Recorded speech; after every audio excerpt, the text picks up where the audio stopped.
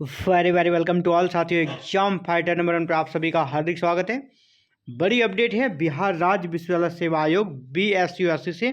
जी हाँ, जिस विषय के बारे में आप सभी बार बार कमेंट कर रहे थे, इतिहास। जी हाँ, इतिहास विषय को लेकर, हिस्ट्री को लेकर नई अपडेट आ गई है और आज ही के डेट से आई है 23 जनवरी 2025 को लेकर।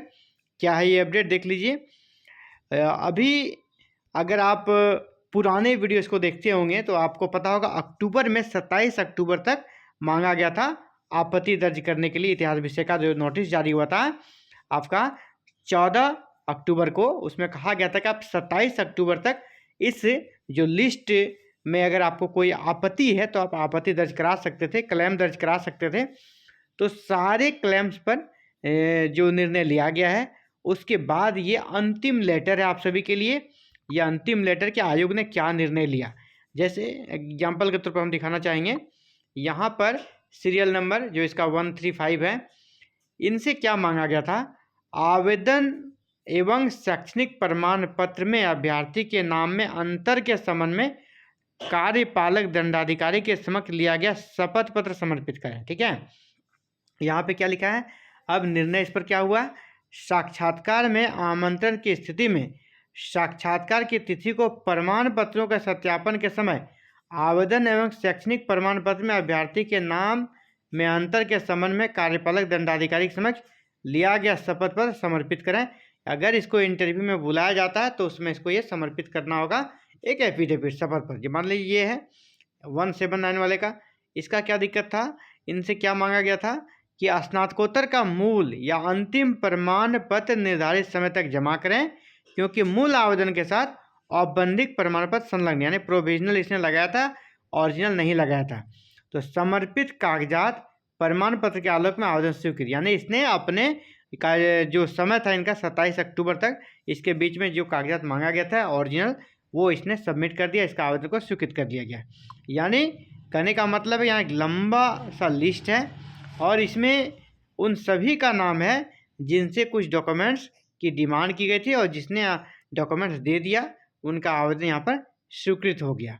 अब ऐसा नहीं कि सबका स्वीकृत हो गया है, अभी हम लोग आगे बढ़ेंगे, आप देखेंगे बहुत लोगों का आवेदन अभी भी अस्वीकृत है। जैसे यहाँ पर हम लोग आ गए हैं, ये देखिए टोटल 1908 लोगों का आवेदन है ना, ये स्वीकृत हो गया है।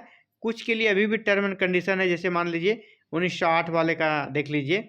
इसका क्या था ना, पिता के नाम एवं पते से निर्गत बिहार सरकार के सेवार्थ फॉर्म 10 में क्रीमी लेयर रहित प्रमाण पत्र निर्धारित समय तक जमा करें, क्योंकि मूल आवेदन के साथ संलग्न क्रीमी लेयर रहित प्रमाण पत्र भारत सरकार के सेवार्थ है। यानी इसने जो OBC नॉन क्रीमी लेयर का सर्टिफिकेट लगाया था वो था ना गवर्नमेंट ऑफ इंडिया का था, भारत सरकार का था। इसे गवर्नमेंट ऑफ बिहार के नाम से बना हुआ चाहिए, जिसका फॉर्म 10 के तहत बनाया जाता है। तो साक्षात्कार में आमंत्रण की स्थिति में साक्षात्कार की तिथि को प्रमाण पत्रों के सत्यापन के समय पिता के नाम एवं उसके पते से निर्गत फॉर्म 10 में क्रीमी लेयर सहित प्रमाण पत्र समर्पित करें। अगर इनको इंटरव्यू में बुलाया जाता है तो उस समय इनको ये देना पड़ेगा। अब यहाँ पर देखिए अनहरित, जिससे कि अयोग्य घोषित कर दिया गया है, इनके आवेदन को अस्वीकार कर दिया गया अंतिम रूप से। मान लीजिए ये सीरियल नंबर है, इनका आवेदन क्या हो गया, अस्वीकृत हो गया। क्यों अस्वीकृत हुआ, ठीक है, तो यहाँ देख लीजिए आवेदन अस्वीकृत क्योंकि स्नातकोत्तर की उपाधि मूल संबंध समतुल्य विषय में नहीं है। यानी इनका जो PG है वो उस विषय में नहीं है जो कि मूल विषय हो या एलाइड विषय हो, किसी में भी नहीं है। क्यों, यहाँ पर देखिए अनहरित क्योंकि मध्यकालीन इतिहास को इतिहास विषय का समतुल्य नहीं माना गया है। मध्यकालीन इतिहास को इतिहास का समकालीन इतिहास का के समतुल्य इसको नहीं माना गया है, इसीलिए इसका अभी आवेदन अस्वीकृत हो गया। तो यहाँ पे आप देखिए एक लिस्ट है जो कि सिर्फ अस्वीकृत लोगों का है, जिनका कि आवेदन को रिजेक्ट कर दिया गया, एक तरह से आप कह सकते हैं।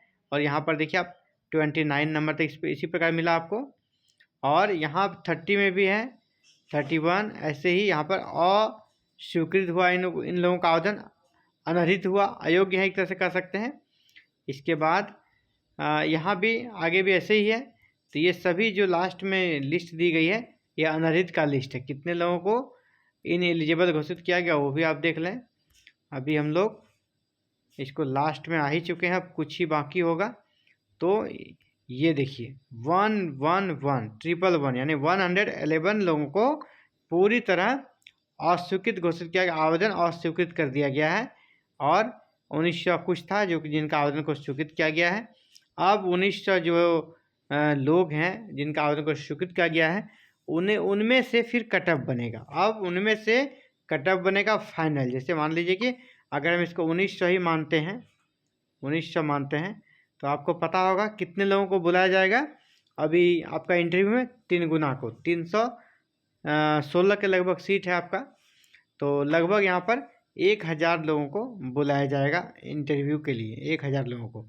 अब 1900 में से 1000 लोगों को इंटरव्यू के लिए शॉर्टलिस्ट किया जाएगा और बहुत जल्द, अब इसमें विलम्ब नहीं लगेगा, बहुत जल्द इसकी सूची जारी की जाएगी। हो सकता है जो आयोग के चेयरमैन ने कहा है, एक कह सकते हैं प्रेस विज्ञप्ति में जो उसने कहा था, अपने संबोधन में भी कहा था कि हम लोग जनवरी के लास्ट में इतिहास विषय का इंटरव्यू संपन्न कराएंगे। हो सकता है वो फलीभूत होते हुए नज़र आ रही है।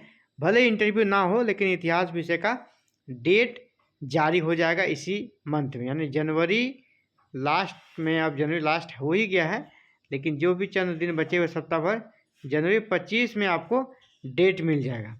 क्या डेट मिल जाएगा? इतिहास विषय का इंटरव्यू कब होगा, दूसरा क्या मिल जाएगा? कट ऑफ, है ना, कट ऑफ। दोनों आपको एक सप्ताह के अंदर मिल जाएगा, सब कुछ रेडी है।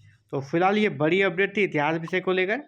और आगे किस किस विषय का इंटरव्यू कब होगा, कब अगली लिस्ट आएगी, इन सभी सूचनाओं के लिए चैनल को सब्सक्राइब करें, बेल आइकन को प्रेस करके ऑल बटन को क्लिक कर लें, ताकि फर्दर जो भी अपडेट आए आपको इसी विदिन सूचना विदिन टाइम मिल सके। Thank you. जय हिंद, जय भारत, जय बिहार।